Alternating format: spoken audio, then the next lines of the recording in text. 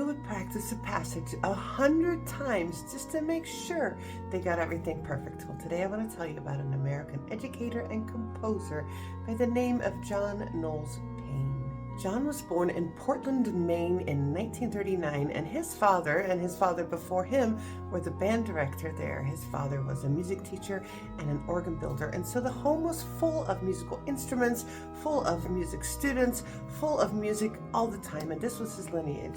It wasn't taught through famous composers and conservatories. This was just true, tried, practical American church music traditions that were passed on from parent to child.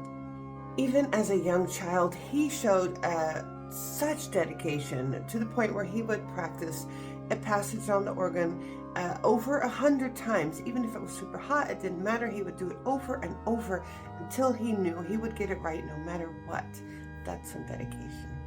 When he was just a teenager, he was already serving as the church organist, and this was a great way for him to not only get better as a musician, but also gain confidence as a performer. Sadly, in 1856, there was a great fire in Portland, and it destroyed his father's business. All the instruments were burned up, and soon afterwards, his father passed away, leaving him with no emotional and financial support. This definitely framed who he was. It was really hard on him, but he was determined to continue on with the music. John set his sights on Europe. He thought, if I'm going to be a serious musician, I have to go to Europe. There was no established music education at a collegiate level in America at this point. So he thought, I have to go to Europe. I want to go to Berlin. I want to study organ with the best German professors.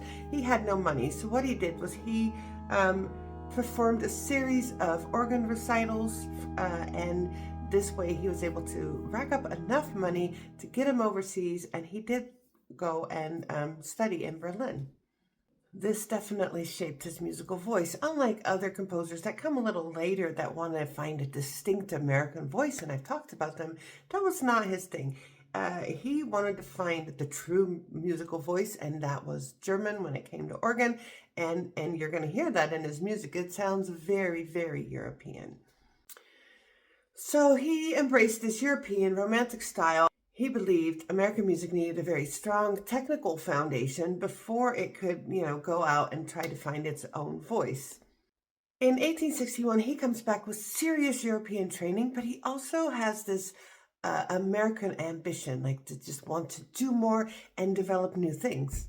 The following year, in 1862, is a big deal for music education in America. He is appointed a position in Harvard. At that time, music is not seen as a serious anything to study. It's a good extracurricular.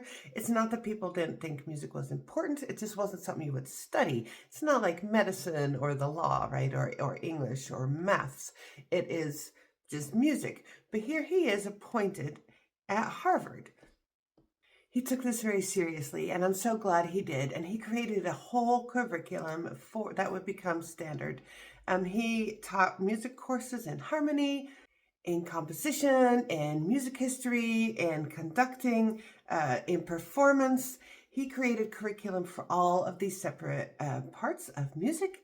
And in this way, he laid the foundation of what's going to be the collegiate way, the collegiate music study from then on. Years later, in 1875, Harvard named him the nation's first professor of music, making Paine a true pioneer, very American. The department that he built was then a model for other American universities to follow, which they did. And it helped establish music as a legitimate academic field. Yay! In 1869, he had married his love, Mary Wilson, and they had a wonderful marriage. They had 2 kids. She was supportive, she was loving, and there was no fiery anything. It was just a good, solid marriage. Now, while he was at Harvard creating a whole new program, he was also composing. He became known for large-scale orchestral works that few Americans attempted at the time. He is often called the first American composers to achieve national respect. So here he is, he's writing a symphony. It sounds very European. Symphony Number 1. And it is the first American symphony of lasting importance. And it is definitely written in this grand, this grand romantic tradition. He followed it up with Symphony Number 2 in spring, and this just further established who he was, and people liked it, but people in Europe liked it as well. He was considered a true composer and very respected, but he was also building a whole education program nationally. But what this did was it showed that Americans could, composers could create serious orchestral music that was equal in craft to Europeans. And what this did was it was an important psychological breakthrough for American cultural identity. He responded as best as he could with his music to national events. And in 1865, when President Lincoln was assassinated, he actually wrote the funeral march. This demonstrated how music could serve as a public expression during times of mourning, during times of grief. He was a very serious man, very serious composer, very serious educator, very disciplined. As we know, he would practice things very intensely. But those people that knew him, those people that described him as very kind and thoughtful and deeply devoted to his family, to his children, to his wife, but also to his students.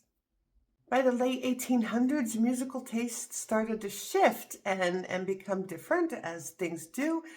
He did not shift along with that. He stayed true to his roots, what he knew, this romantic style, and he continued to compose. Now, he started composing an opera. He took years and years working on this opera. Like the last 2 decades of his life. It was a 3-act opera called Azara, and sadly, he did complete it, but he never saw it staged. He never saw it performed. It was one of the really great disappointments of his career. After more than 4 decades of shaping America's music education, he retired from Harvard in 1905, and then the following year, in 1906, he passed away. He has left this great legacy of beautiful compositions, of allowing America to really have a seat at the table, being respected. But also, I think his bigger legacy is what he did for music education in this country. Before Paine, music was rarely considered a subject worthy of university study, but after Paine, music departments began appearing all across this country. So in many ways, John Knowles Paine really helped America learn how to take itself seriously, musically. Go and listen to something by John Knowles Paine.